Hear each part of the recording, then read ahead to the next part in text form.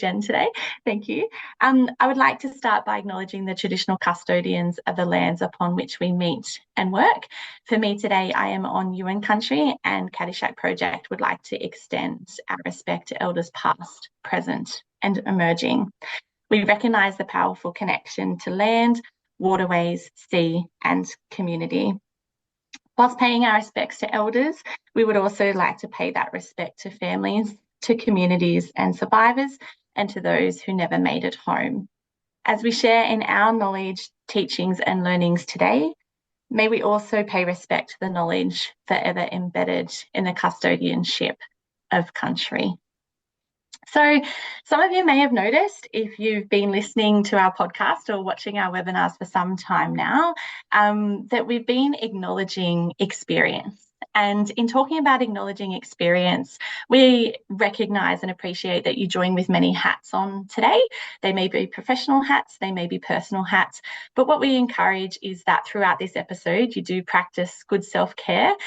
You may literally be on a couch, so please get comfy as you join us on this video podcast for the next hour. Do what you need to do to make yourself feel safe, and we like to refer back to a few of our previous webinars with Dan May Kaplan and Egan McGee, as well as Chris Cheers, on the concepts of community care and being able to look after yourself. So please jump back and have a listen to those if you haven't already. And yeah, get comfy because we're about to start chatting. So it is my absolute pleasure to welcome Jennifer on the couch, Jen, with us this morning. Jennifer Power is a sociologist who specialises in research related to sexuality and sexual health. Her work in the area of sexual health is focused on digital sexual literacy, sexual health promotion and education with young people, particularly looking at wellbeing among people living with HIV. And Jen, I'm really looking forward to our discussions today, especially to hear about young people and their current attitudes towards sex and sexual practices. And I know you have a lot of information to share with us, so really looking forward to that. But before we do, as I've already mentioned, we've started to explore people's fields of existence or their coordinates of belonging. This is a statement or a process that's been introduced to us by Leah from Co-Culture Communications, and it demonstrates that we belong to a field of existence, that there are many stories that we have been told or where we place ourselves. That may be a geographical placement or based on where our ancestors have existed, lands that are under our feet or places that we stand, and all of these things come together to make who it is that we are today in this very moment. So Jen, I'd love to get started with your story if you are happy to share that with us this morning. How do you locate yourself? What are your coordinates of being? Yeah, thanks, Naomi. So you sent me that question yesterday so I could think about it, and I spent a while thinking about how I should respond to that. I know a lot of people speak kind of personally about their ancestral or ethnic background or you know, how they've come to where they are. But I thought actually it might make the most sense to talk a little bit about how I've landed in the job that I'm in. I hope that doesn't sound too kind of boring or something, but I think it's relevant because how I landed in this job here at Archers, which is what we call the Australian Research Centre in Sex, Health and Society, Trobe, is kind of a combination of both my academic or research background and kind of a commitment to activism in a way. So back in the 90s, I was a youth worker and I was working on a safe sex education program for young people experiencing homelessness. So we did a lot of workshops in youth residential care services predominantly and across the youth sector.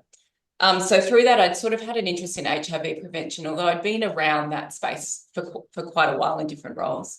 But I was also quite involved with like left politics, like activism at the time. So I had this sort of general interest in what made the world change, you know, how does change actually happen? And that, you know, sort of started from a broad left Marxist socialist approach to the world, but just to sort of trying to understand it more on a micro level, I guess, like, you know, what actually creates a bit of cultural change, what makes people see things differently. So that came together for me quite HIV and activism collided when I went back to uni to do a PhD and picked a topic related to the impact of community-based HIV activism. So I really looked at what that looked like, where that came from, why that was as successful as it was, who was involved in that, how those people came to be, and then what changed because of that. Because there were some really profound changes that happened, I think, because of HIV activism, relating to the ways in which we understand health research.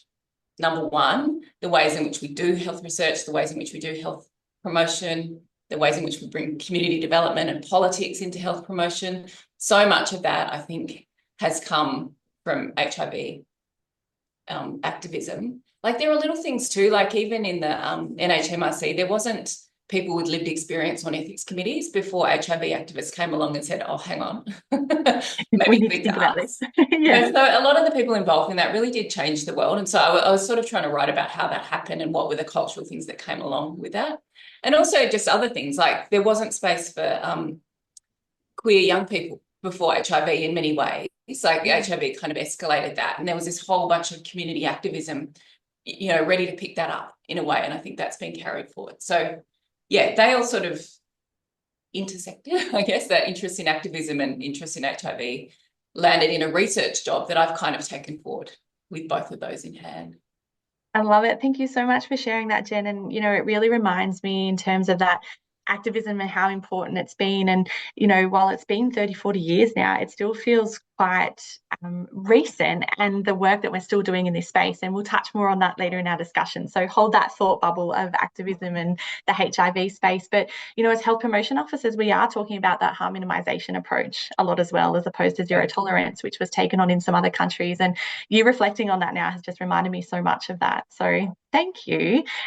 You kind of have touched on this next question, but as you've mentioned, you're currently leading the sexual health research program that is at ARCHIS, the Australian Research Centre in Sex, Health and Society. And I think from a research perspective, you probably have one of the coolest research titles that is out there. It takes me back to a time when I was studying at university and I chose a subject called sex, drugs and rock and roll, thinking not only is this a really cool topic, but surely it's one that's impossible to fail. And I think that you've essentially taken this research topic, or like this university topic, and turned it into a career in research of sexuality, sexual health and HIV. So I personally think you have the coolest research topic. So you've mentioned that you were in youth work and it sort of entered into that space, particularly around HIV. Is there anything else that you'd like to say about getting into that research career? Like, was that what you always imagined doing? Yes and no. Like, I actually, without wanting to make it sound too Pollyannery, when I did a diploma in youth work at TAFE in Sydney, and when I was doing that, I did a subject where we looked at health promotion, and I did this assignment on young people and condom use. And I found this report that had been written by the precursor to ARCHIS, which is one of the National HIV Social Research Centres. And that was the time I looked at that and thought, oh, I'd really like to do that. I'd like to work there. I'd like to do that research. So it wasn't like I had that in my head, I'm going to work there, but there was something in there. Like I was sort of aware of the social research that was happening around HIV back then and still, but particularly back then, and was kind of, I guess, orienting towards it. But there's two, like my research career, I when I moved to Melbourne, I sent my CV around trying to get work teaching. And it was picked up by this guy called Chris Fox, who you might know. He works at Sydney Uni in their sexology, sexual health program, and he's a practicing sexologist. He is the only person that replied to me. So he gave me a job teaching for him at Melbourne Uni. And then he was doing his PhD here at ARCHIS. So he volunteered, he offered to take my CV to ARCHIS for anyone who needed to employ a research assistant. And from there, it was picked up by Ruth McNair, who's this amazing GP, who again, many of you would have met. She's done a heap of research, really looking at LGBT people's health over the years. She wasn't at ARCHIS, but she employed me to work with her on this program looking at HPV. No, what was it? It would have been cervical cancer screening or pap smears, as we called them then, among LBQ women. And from that, I met Marion Pitts, who was the director of Archers, and ended up working on the HIV Futures study. So I still work with Chris and Ruth and often say to them, oh, I credit my whole career to you. So it was a little bit of orienting towards that, but just finding my way in, and I got lucky, I think, with this career. So good. And we're so grateful that you did, because your contributions to the research in this space, as we will soon find out, like it does impact the work that we're even doing here in New South Wales, Illawarra Shoalhaven daily, and no doubt for many listeners online today. So thank you for falling into the space. I sometimes say that I feel, sexual health finds us. We don't find it, if that makes sense. It sort of just falls into our lap, and then we're like, oh, this is such a great career choice. So I feel also very honoured to work in this space. Jen, when we talk about research, we find it incredibly fascinating, what research shows us, but we also talk about the fact that the data that is presented is numbers, right? And those numbers represent actual people. And so can I ask how you are able to practice self-care in the research space, whilst also, I guess, not becoming desensitized to the information and the data that you're exposed to? Yep. Again, you sent me that question before, and I spent a bit of time thinking about that, because I don't, we have some formal processes. So for example, I was working on a project related to LGBT people's experiences of conversion practices. And so that was quite traumatizing. There was a lot of people on that team who had lived experience. So we had very formal processes for trauma-informed research practice that were built into that project. So there's definitely things like that happen. But for me, the thing that I always think about is there was a period where I was doing work on this project looking at wellbeing among queer parents. So predominantly at that point, we were looking at same-sex parented couples who have children. And I had children at the time as a queer parent. And one of the things I was just continually asked to respond to were questions about whether the kids were okay. Like, it was the one thing people always asked me. I got phone calls about it. I was asked to comment in the media all the time about whether the kids were okay.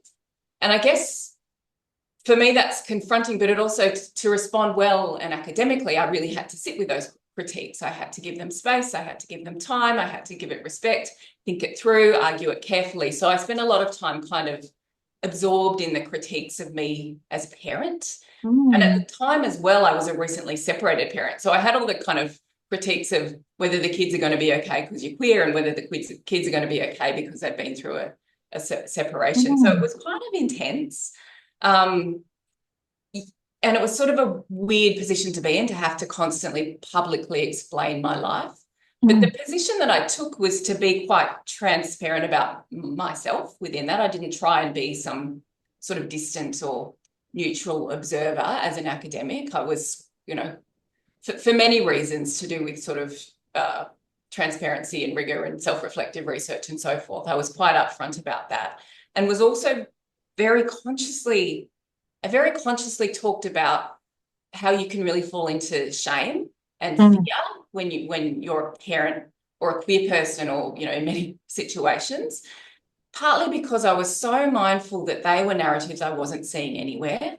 I wasn't seeing queer parents talk about separation at that time. I wasn't seeing queer parents really talking about, the sort of fear and shame that you can pick up if you take on those narratives, or because those narratives are around. It's quite intense. So for me, in a weird way, the self-care came from this feeling of exposure, like talking about that feeling of shame, which made me feel quite vulnerable, and still does. I can feel myself kind of even talking about it. But there is a weird sort of empowerment, for want of a better word, in being quite open about that vulnerability. And so for me, that was a bit of the self-care, I guess, a little bit of a therapeutic catharsis as part of the way I approach that research. And I guess that's a slight activist stance as well. If I'm going to be commenting on this, I'm going to do it in a way that that I think will be meaningful for people reading it. Meaningful and heard. And I think that you become that peer, and you become that person who has, and thanks for sharing that with us, because, it is such a vulnerable story, but you become that person where others go, I'm not alone in this. There are other people out there like me. And, we often talk in that LGBTQI plus space around those similarities and differences. And it's like, but we don't ask heterosexual parents if their kids are okay. Really don't. And, you know, the people asking that question really don't care if the kids are okay. That's not the aim of the question. And we need to acknowledge that, number one. You know, and there's, when we go into this thing about whether the kids are okay, we're talking micro differences in these psychometric measures. It's just ridiculous. It's just silly. The whole thing is a silly question. It is, but thank you so much for sharing that vulnerability. I have no doubt that even just that 5-minute conversation alone is going to make a difference to people online today. So thank you for that. With so many research projects under your belt, I suppose this is almost going to be like asking, do you have a favourite child? But with so many research projects under your belt, do you have a favourite project that you've worked on over the years? What's top of the list? Oh, look, I'm currently working on the secondary students and sexual health survey, which, I mean, I don't know if that's my favourite because it's just the one in my head at the moment, but that study, like nothing else, it's, since I've been working on that, the response I get from people in the sector, mostly, to a lesser extent, young people, although there are certainly young people who are also kind of active in the sector who are aware and have spoken to me about that study. But it's just got such a good response. Like, people use it, they love it, they talk about it, they ask me about it. I literally have had people rushing up to me at conferences saying, oh my God, we just wanted to talk to you because we use that study all the time, and when's the next one? And, you know, I've never been involved in a piece of research that's obviously so valued, actually. So for that reason, I think I'd have to say the SASH study. And it's a good study. Like, you know, in large part, I think the reason it's so well used and well loved is because there's not a lot like it, which again, I don't know if I was entirely cognizant of before I worked on that study. I felt like there would be a lot of research on young people and sex and condoms and sexual health. But actually for that age group, that 14 to 18 year school-aged group of young people, very little research because it's hard to do. It's politically sensitive. Funders don't like it. Researchers tend to back away from it and stick with people aged over 18. So I think there's a reason why that study's so well used. It's a little bit one of its kind. Yeah, and I think you've just touched on a point that I hadn't really thought about in terms of the politics around it, but I imagine that the ethics behind that research would be quite involved. Is that right? Yeah, it can be. So we used to run that study in school. So that's a study that's been running since 1992. It was originally funded. Sorry, should I talk just through the whole history? You're like going ahead. Just go ahead. Keep going. Whatever. So that study was originally sort of originated in 1992. And it was, at that point, it was really the height. It was pre-HIV antiretroviral treatment. So it was pre-modern ART. So there was no treatment for HIV. Early 90s, people still thought there'd be a second wave of HIV and that would affect heterosexual young people. So there was a lot of fear around young people and HIV, and a lot of motivation for investing in prevention. So I've said before at various things, in a weird way, I think that moment in the early 90s, one, there was a lot of investment in a new approach to sex education in Australian schools, and it allowed sex education to step out of the culture wars a little bit at that time. Like, people just said, we need this, we've got to go in, we've got to be frank, we've got to talk about sex, we've got to bring condoms into schools. Although I remember being in schools in the 90s, and they gave us condoms that had been pricked with pins. Oh, no. To actually use them. Terrible, so terrible. Anyway, another story. Yeah, so at that time, we were allowed to take that survey into schools and ask about sex, you know, which would have been unheard of and is a little bit unheard of now, but going in and asking young people about their sex lives, asking if they're sexually active, asking what they know about condoms, you know, that could have only happened, I think, at that moment. And in some ways, that's what enabled us to get ethics approval from the university where it's located, as well as the education departments. So it was originally just done in public schools. I think that's correct. And then so it's now been done. Currently the 8th version is in the field. We've done 7 versions. For 2 and 3, it expanded into Catholic and independent schools. So in the 90s and early 2000s, we were able to get ethics approval to continue that study in schools from the Catholic Education Office, from whatever was required for various independent schools and from all of the state and territory education departments. I don't feel like we could do that now. I think that the tide has turned for a number of reasons. I think there's a greater conservatism. People are more concerned about what's being said in schools and principals. So we did notice this. We ended up stopping it because principals were getting more reluctant to do it. Curriculums were also crowded, so it was a harder ask to do it within schools. But we were starting to get quite a biased samples. It was just sort of this little collection of progressive inner city schools that were saying yes to it. And that coincided with the rise of the internet. So we changed it to an online survey. 2013, it was hybrid. And we could, as in we collected some data in schools, we collected some data online through Facebook at the time.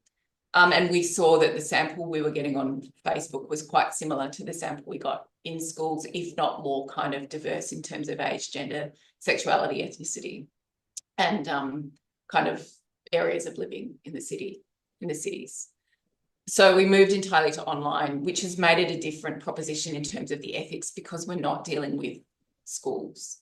So we can get ethics approval to do a survey of what we would call mature minors. So that's, slightly older young people who are, who we can reasonably assume will understand the survey, will understand what we're asking of them, will understand what the data is used for, will understand their rights within that and so forth. Do you still have the diversity across the population groups with it being online, just in terms of, say, like internet access and access to devices and things like that to complete the survey? Has there been a difference in the audience? Almost certainly, as in, no, we don't have the diversity that we ideally should have.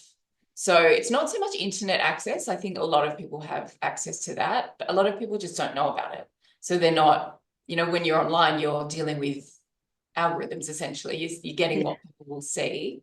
And we do tend to get young women, mostly young cisgender women who are quite engaged, and queer young people. They're the groups that we find we can most easily tap into in online spaces, I think, because they're most connected to where our ads will land, or they're most connected to services and so forth. The people that are really hard to connect with are cisgender heterosexual young men. And in terms of sort of other markers of diversity around location, that's actually a bit better online because the schools were sort of a sample of schools from different areas. So we get quite a good sample in terms of rurality and state territory distribution, although it's always a little bit hard with Northern Territory. Yes. Does that answer the question? Sorry. It does. And I'm going to give you the stage now because you just said that the 8th version of this research is currently being recruited to and being completed. So would you like to let those online today know how they can help contribute to that research project? Yes, please help. I'm just going to put a link in the chat to where the survey is being collected. So Thank you. sashsurvey.org.au. Not only can you be part of a live webinar, you can be part of a live research project. So like 2 in 1 today. Yeah, if you are under 18, you can be there. No, look, we've been collecting data for the 8th iteration of SASH, so the 2024-25 version, for about 6 months now. It's been really hard. This is the hardest data collection that we've experienced, largely because it's just very hard to reach young people online these days. Social media bans have come into effect. So we had a little period where we could target people 14 to 16 on Instagram, but that window's closed. So we've really been relying on community services to help us promote the survey as much as possible. So if you are working with young people, if you can hand out flyers, if you can put social media tiles up, please do. Please feel free. It'll be open for 1 more month. I'm going to put my email address in the chat. Is that all right? Can you put email address in chat? Yeah, of course you can. It's not like you can't Google it anyway. Please feel free to get in touch if you've got networks that you can help us promote the survey through. We've got about another month of recruitment. We've got about 3,500 young people, which is a really good sample. Some of it we ended up purchasing, that sounds terrible. We engaged a Student Edge, which is one of those social research panels, to reach some young people. And we asked them to help us reach young men particularly. But yes, the rest of our recruitment's been online. So if there's a way to promote it over the next month, that would be amazing. Excellent. We certainly will from a Caddyshack point of view, and I'm sure that many of our listeners online today will take up that challenge as well. Thank you so much for providing some of that historical content. I will go back a little bit, I guess, just in the sense of what that secondary school survey means to us as health promotion officers. And the data that comes out of that helps to inform and progress the national STI strategy in respect to prevention of STIs and the effectiveness of STI education among young people. Findings from the survey have also been used to inform state and territory sexual health and STI prevention strategies and plans. And we certainly use that at a local level. Before, when you said that there are people chasing you down at conference to talk about that survey, we did get to meet you in 2023 at the Australasian Sexual and Reproductive Health Conference, and we were probably some of those people chasing you down to discuss that. But, we do talk about that data, being really accessible, current and up to date, and it does definitely inform the work that we're doing with young people. I guess from the most recent survey, did you see some emerging trends, or had there been differences to previous surveys? Like, what were some of the things that really stood out from you from the 7th iteration in 2021 that was published in 2022? Yeah. Just so you know, that's mutual. I just had to get a new laptop at work, and the thing that upset me the most was that I had these great Caddyshack stickers all over my old laptop, and I couldn't get them off to put on my new computer. The ones you had with the combi van and the surfboard and stuff. We'll post some out for you. Yeah, that'd be great. Thank you. So most recent survey, I get asked a lot what are the biggest differences that we've seen in survey findings over the course of the SASH survey. So, what are the trends over time? And there are some, but in some ways, I think the most interesting change is the change in the questions that we've asked. So if you look back in the 90s, it was very focused on HIV, which meant it was very much about, individuals and their bodies and whether or not they put a condom on their body or on their partner's body. It was very urgent. It was very focused on this one thing. And then, as it should have been. But slowly over the time, new issues have started to come in. So, the internet's happened in that time. So the things that are in focus because of the internet, particularly sexting and, engagement with online porn and so forth, have started to creep in and become this bigger focus. And then consent has started to come in new ways. And it's sort of interesting to look back, particularly with issues around consensual sex, to look back at what we weren't asking in the 90s. So the shift isn't necessarily in the answers, but in just the way the issues that are in focus and how that's been, how that's come up, I guess, for young people. The things that haven't changed are things like the age of sex. Everyone wants to know. Are they getting younger? Number one question all the time. And no, they're not. It's about the same, 15, 16, like it's pretty consistent. The thing that's changed is the age. Actually, we don't know. Like the age at which people view porn is pretty consistently shown as about 13 in our study and in other studies. People were probably quite possibly looking at porn mags at 13 earlier, but no one thought to ask that. There wasn't the sort of fear around porn that there is today. So I guess that's emerged as this sort of marker for a younger marker for something that's happening sexually for young people, that people do tend to freak out about, but we don't have any we don't have trend over time data for that sort of thing. What else has changed? Oh, the obvious things. Sorry. The biggest change over time has been the way young people describe their sexuality and their gender. So big change in gender fluidity, which all of you, I'm sure, would have observed in your work, just in general life. Young people today are much more likely to identify as bi or pan, much more open to that.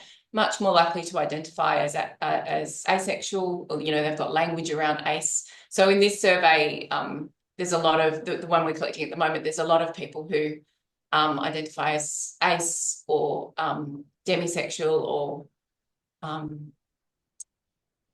sorry, I've just gone a blank, variations on that. There's lots of language, I guess, is, young people are really thinking about the terminology around their gender and their sexuality as well.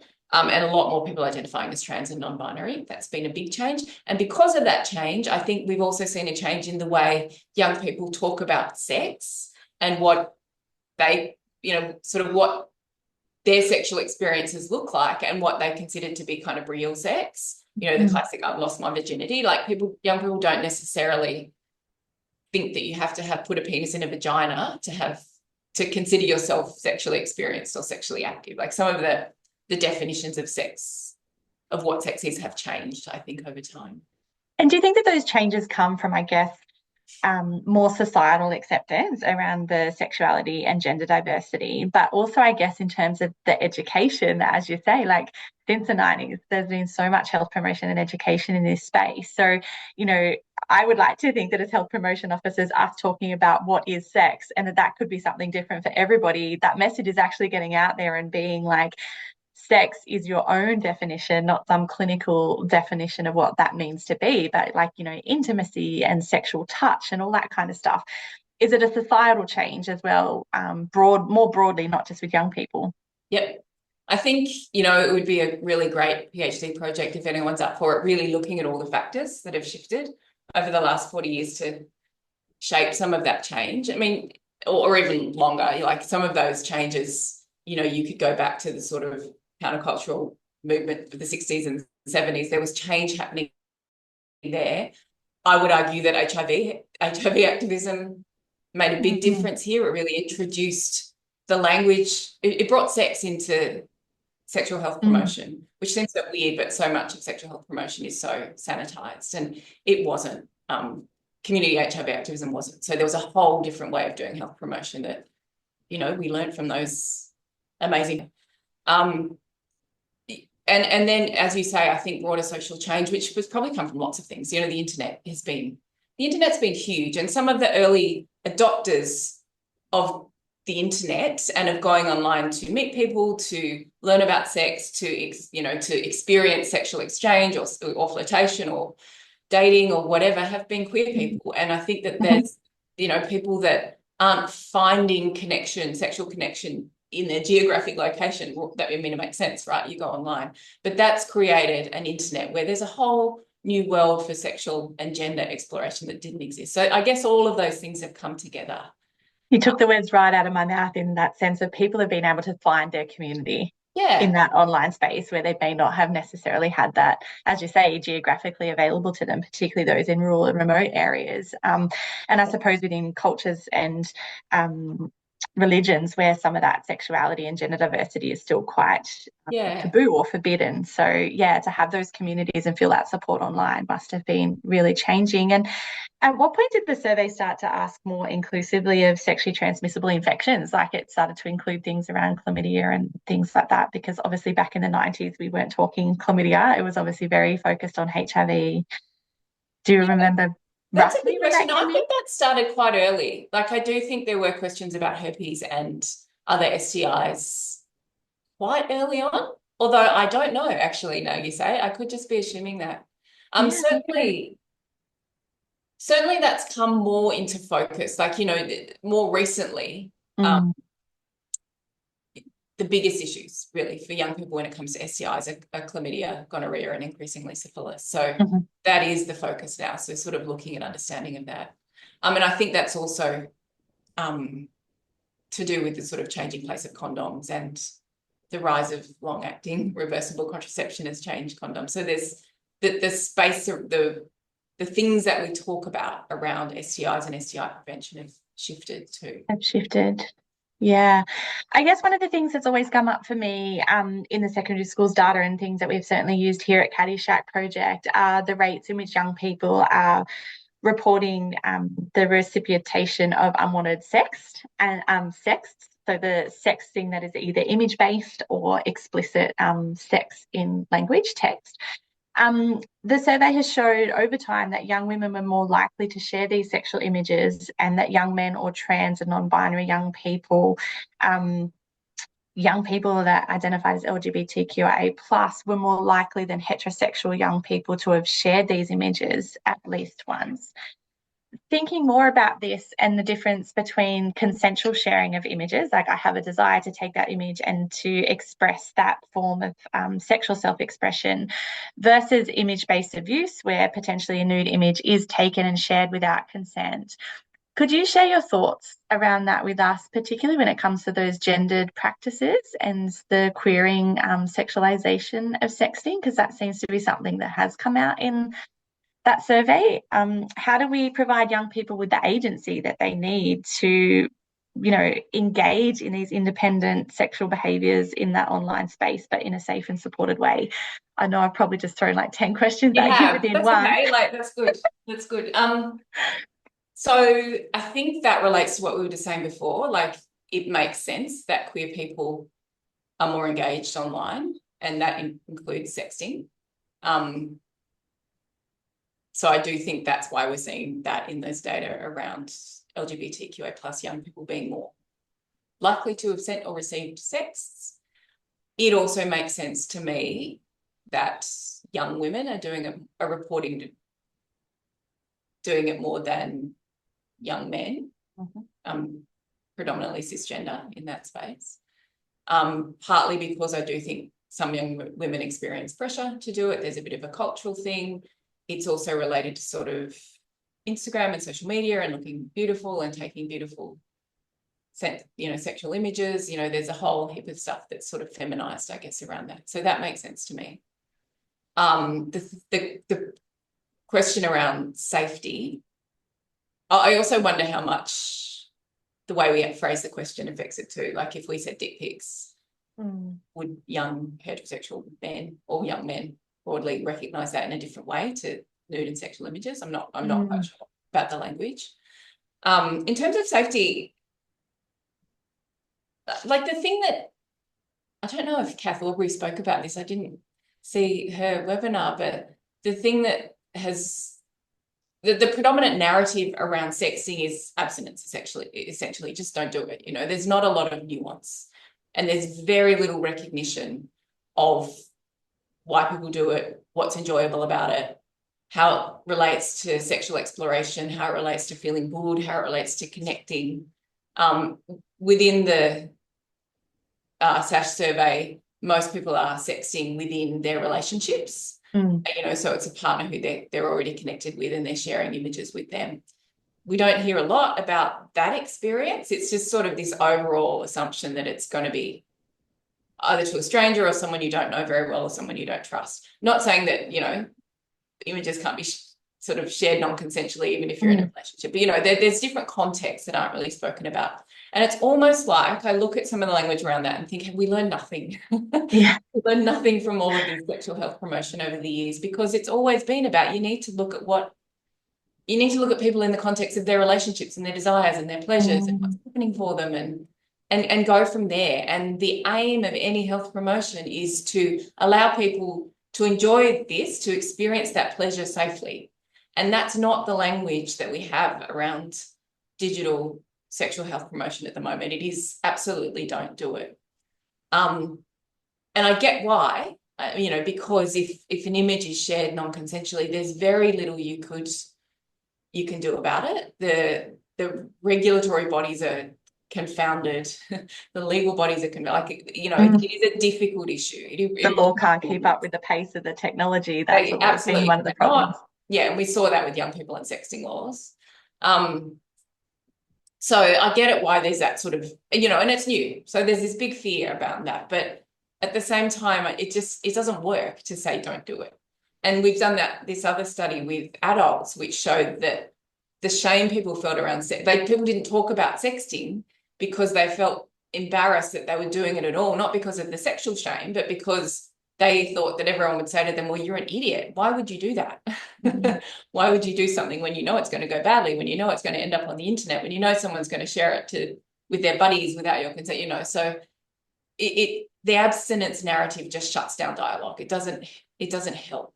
And I do think, we're kind of getting there a little bit with young people. There's certainly recognition that it's just common practice, but I think those open conversations aren't happening. And if anything, I think there's this shame narrative creeping in. There's this shaming of young men looking at porn, this shaming of young women sending sex, or anyone sending sex. Like, there's this new narrative around shame and sex, and that is more dangerous as well, I think, in terms of people's self-esteem and willingness to talk about things in a way that helps them stay safe. And also, it's bad in terms of the impact. Like, that conversation that you might want to have with someone who's sexting about, okay, well, how would you feel if that did get shared? What would be the impact for you? What would you feel? How do you feel about your body being exposed in that way? Those kind of conversations. That's what they need to happen. And if we've added another layer of shame onto that, I think that's problematic. And I think the key to all that is that shame often equals silence. So if we feel that shame, we increase use of condoms. But we'll get to that in just a moment. In regards to this research with young people, what were their attitudes to condom usage? Like, why they were or weren't using them? What did you find? So, sorry, I'm going to give the long answer to this as well. Sometimes in research, we can't always do the research. We don't always have the data that we want. Like, I have this general interest in condoms and what's happening with young people in relation to condoms, how they're feeling about condoms at this current kind of cultural moment, referencing what you just spoke about, the changes in HIV and so forth. And we haven't asked those questions in the survey, didn't have those data. So we went into SASH and really looked at what we did have and what we could draw out that was as close to that as possible. So really having a sense of what's going on. And the thing that struck me, so we did ask, how regularly are people using condoms? Did you use one for your last sexual experience? Were they available? And as you mentioned, that there has been that shift over time. So more and more increasing numbers of young people over the years have said they had a condom available at their last or most recent sexual experience or encounter, but fewer are actually using that condom. But we don't necessarily have all of the context around that. We don't know what other decisions people have made around PEP or PrEP or contraception. So there's some more nuanced questions that need to happen there. But the reasons people say that they didn't use a condom haven't changed much over the years. So it's things like using other contraception. So young people tend to see condoms as contraception primarily rather than STI prevention. But all those themes around trusting a partner, they don't have anything, I would know that those kind of things are still there, which they always have been. Just forgetting, not being organised is another thing, always been quite common. So I think over the years, the reasons people don't use a condom haven't changed very much. But the other questions we looked at were things around how people thought whether or not people thought their friends were using condoms a lot. So we were just trying to tap into that thing of where condoms sit in the sort of social environment, what people think other people are doing. And it was quite obvious that people thought their friends weren't consistently using condoms, even when it was the first time they had sex with someone. And if people thought their friends weren't using condoms, they were much less likely to be using condoms themselves. So it's sort of that, it's a bit self-fulfilling, or, if people think other people are using condoms, they're more likely to feel comfortable suggesting it. I think all those things that we've long known about around people worry if condoms aren't used by everyone and they're not used consistently and you don't assume everyone else is using it, then it stands out if you ask someone to use a condom. And what does that mean? Does it mean you don't trust me? Does it mean you think I might have something? Does it mean you have something? Like, it just makes it riskier to initiate or suggest condom use. So I guess that's why that question mattered. It's sort of trying to get a sense of where it sits in the social realm. And most people think that their friends, their peers, are not using condoms regularly.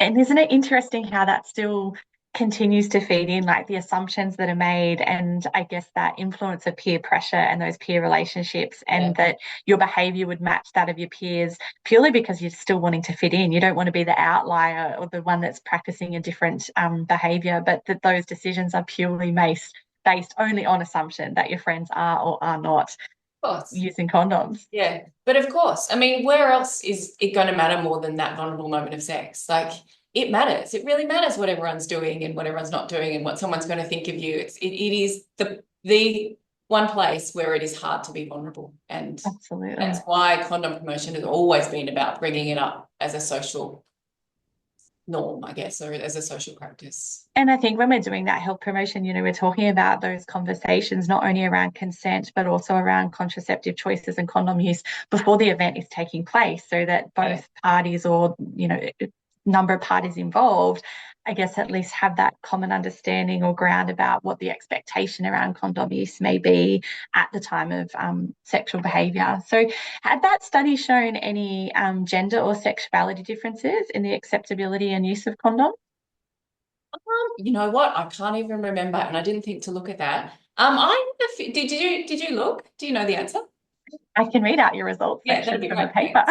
So the results state communication and relational factors supported more consistent condom use. So exactly what I've just mentioned, like being able to have those conversations and communicate potentially before the event. Participants were more likely to regularly use condoms if they discussed condom use with a sexual partner. They perceived condom use to be easy, so a measure that included perceived ease of discussing condoms with a partner, and perceived condom use to offer social or relational benefits, including perceiving condom use as a demonstration of care for a partner. Young men were more likely to report positive feelings about sex and regular condom use than young women. Young women were less likely than young men or trans and non-binary young people to report regular condom use, which I also, just even reading those results to hear them, I find it really interesting in terms of young women, because traditionally we've always spoken about male or external condoms, and now we know that we do have internal or female condoms available. And so I think that comes down to education as well around voice and choice, that it is everybody's responsibility. It is not just a person with a penis's responsibility to take carriage of condom use, I suppose. So, another paper to come perhaps on the uptake of internal condom use as well. Did you ask about internal condoms as part of the study? We've added that in actually this year, because a lot of people made that comment that we weren't differentiating in that paper and in the report. Back in the 90s, sorry, I keep referring to the 90s, but the 90s were great. There was some really amazing research on young people and condoms, which really looked at how like condoms were located culturally for young people. And there were those findings around, what sex meant for young people, the ideal of sex, it should be spontaneous and it should be romantic and it should look like that. It should look a certain way, and condoms were seen to interrupt that. And all of the other stuff I mentioned before around condoms were seen as a sign of lack of trust and so forth. But it was really great, nuanced, qualitative work, really into young people's sexual experiences, looking at where condoms sat within that, and the kind of sexual cultures around, within which that sat. That research hasn't been done for a really long time. Like we've sort of shifted away from that type of research. Funding is much more likely to be directed towards big epidemiological studies and sort of pattern-based studies around sex and STIs and condom use, particularly since PrEP has been in the mix and everyone's been quite obsessed. That makes it sound bad because I can understand why, but obsessed with watching the declining rate of HIV transmission. So there's a lot of funding in these big epi studies, these big trials, that kind of thing. But I feel like it's time for more of that nuanced qualitative work with young people, really looking at their sexual cultures, really looking at where a condom might sit and the decisions that might influence whether or not someone wants to even suggest using a condom within that gendered lens. I haven't seen research to that effect for a long time that's really listening to young people on that level. So we do have interesting. If anyone's interested in chatting about it. We still need to keep up. Study. we still need to keep up making sure that they're accessible, free, all those things that we're trying to do as sexual health promotion officers on a daily basis. And if anyone in the audience has an idea on how to make condoms cool again, we'd really like to hear from you. And, there's obviously a lot of resources available through Caddyshack Project, Play Safe Pro, where we're trying to increase that condom literacy through games like Condom Cram. How many oranges can you fit in a condom, to educate that, they are very flexible, they have a lot of stretch, but yes, they can break. So, more work to be done in this space. But sort of roll their eyes at the condom on the banana, but I think there's still a place for a condom on a banana in education. Like, you're literally playing with it and touching it. Have you even completed high school PE or PHPD if you haven't done a condom on a banana? Like, I question it. And you won't get through one of our sexual health promotion sessions without it either. So yeah. I want to touch, Jen, because you have moved into that HIV space and mentioned PrEP. So pre-exposure prophylaxis, for those unsure of the acronym.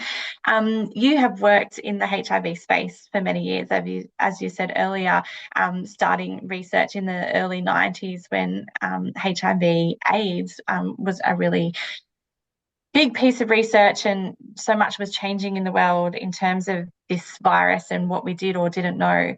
Back in 2011, this led to you publishing a book titled Movement, Knowledge, Emotion, Gay Activism and HIV/AIDS in Australia. A powerful collection with input from many key policymakers and activists at the time. And here we are, a solid 14 years later, and I think that so much, possibly out of all the sexually transmissible infections and bloodborne viruses, so much has changed in that HIV space. What were the key learnings from the book at the time, and how has that shifted to where we are 14 years later? Yeah, so that was the book I wrote for my PhD research on HIV activism. It's funny, like I would never call it gay activism now, but at the time, so I guess that was early 2000s when I was doing that research, I was sort of referring to how it was seen in the 80s and 90s, the kind of terminology that was used there. Sorry, what was the question? What's changed? Just in terms of, those key learnings that you sort of had at the time, but then what's changed to where we are today in 2025? Yeah. So that book was really about kind of what I spoke about before, what was the impact of HIV activism and why that impact was so profound, how that community mobilisation really taught us a lot about how to do health promotion differently, particularly sexual health promotion, how to bring sex into but how to bring sex into sexual health promotion, how to bring community, how to look, the thing I often say when I'm introducing arches to people, like our research centre, which is, so we were established as one of 4 national HIV social research centres in Australia. And the fact that we had a federal health department willing to fund social research, which was essentially public health research using the lens of sociology, gender studies, cultural studies, was profound and unheard of, because it meant that we could look at HIV prevention through that lens of community and cultural norms, through what it means to build connectedness, through what it means to engage community leaders, what it means to look at spaces and places and where people hang out as relevant to sexual practices and safe sex. Like, all of that had not been part of public health research ever. A little bit in the women's health space, but that was a sort of different political focus in some ways. That just hadn't been part of it. And I think while that hasn't expanded as much as I would have liked into other population areas, it has had a profound impact on the way we do public health research, certainly the way we do sexual health research. And I think that's enduring. The thing that's changed, obviously, is the biomedicine. And I guess something that the sector grapples with a bit these days is what's the role for community activism now? Is it just to help us get kind of drugs into bodies, or is there an enduring role around building community connectedness, supporting well-being in order to reach that elimination goal? But it's sort of tricky, what does so at the moment there's the targets toward, I can't remember what it is it virtual elimination of HIV by 2030 in Australia, I think, or maybe globally. I think that raises some complex questions about what that means for people living with HIV. So there is some different kind of ethical issues that I think the sector is looking at the moment around that. Sorry, I'm rambling all sorts of things in at once. The other thing on the horizon, of course, is HIV cure. There's not a cure on the horizon. Don't read that wrong. There's different approaches being taken to exploring the potential for a possible cure one day for HIV, and that's in the space. There are trials happening, very early stage trials of different therapeutic approaches. But even just having that on the sort of international research agenda, I think starts to shift the kind of conversations that we have about HIV and what it means to live with HIV and how we look to the future of HIV, and so that's in the mix as well at the moment in ways that it hasn't been previously. Interesting and great collection of thoughts there. I think the thing that I take from that is that we need to keep talking. Yeah, like we need to keep prevention front of mind, despite the biomedics and things like that. We need to be thinking about that prevention, and that unfortunately we still have stigma and discrimination that we need to be addressing for individuals living with HIV. If you haven't, you can listen back to our past episodes on HIV. And of course, we will have another episode this year solely focusing on HIV later in the year. So yeah, let's keep the conversations happening. We're starting to wrap up our chat, Jen. It's been so wonderful speaking with you today. What are your sort of final takeaway thoughts or messages that you'd like to leave with the sector today? How can we be doing better work with young people or online in the digital space or around that HIV activism and keeping the flame alive? What's your takeaways? That's a good question. I don't really know. I mean, I guess the things for me, it's always, and I've said it many times now today, putting the sex in sexual health promotion is really important. Like we do need to be, we're fundamentally about promoting people's capacity or supporting people's capacity to have pleasurable safe sex.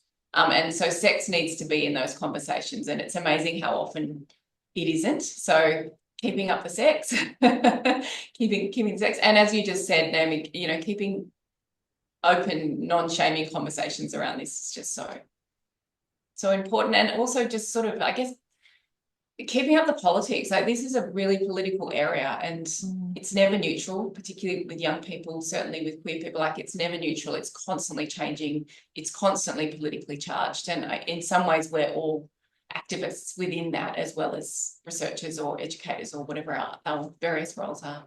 And I think that matters. I think it makes the sector more interesting. I think it makes the issues more important. I guess one of the things I say is for all the work we've done, there's still so much more work to do. And yeah, it is that reminder that, you know, put the sex back in sexual health promotion. We've still got a job to do, and we'll have it going on for many, many more years to come, no doubt. We do love to speak to our guests and I guess just hear a little bit about who's inspiring you currently. Is there a particular Netflix series that you're watching, a book that you're reading, a podcast that you're listening to, anything that you're kind of doing in your social downtime that you can recommend to our audience today? Sorry. I was distracted reading Joseph's message. Sorry, can you say that again? Yeah, just any, like if you're listening to a podcast at the moment, who's inspiring you, a book that you're reading, a Netflix series, anything in your social downtime that you'd like to share with the audience today? Oh my God, it's not so much inspiring. I actually just read the memoir of Lech Blaine about his time growing up with his foster siblings. Actually, it's not inspiring at all. It's a wild story, but it's inspiring in terms of this young Australian writer. He's just such a great writer, and it's such an engaging memoir. Highly recommend that. Sorry, Joseph, totally agree. Like within the queer population. Sorry, Naomi, I was reading that as you were talking. Do I have time to tell one mini story? Yeah, go. I was at the Asham conference talking about the way in that, I think you mentioned it before, there was that research on online sexual risk and needing to talk in less shaming ways about that. And someone from ACON came and said to me, oh my God, I'd never thought about that. Because it was the time of COVID, we've been talking about online sexting as safe sex. Like we don't talk about the shame within that queer community context. And that was really enlightening, I think, for both of us, that conversation, just the way it's very different when there are heterosexual women and misogyny kind of in the mix in ways that are different to the way it happens within queer cultures. Not saying that there's not misogyny or unkind stuff that happens there, but just the sexual openness that allows for that to be a different, the sexting to be a different experience. It's an interesting comparison. So thank you, Joseph, for that comment.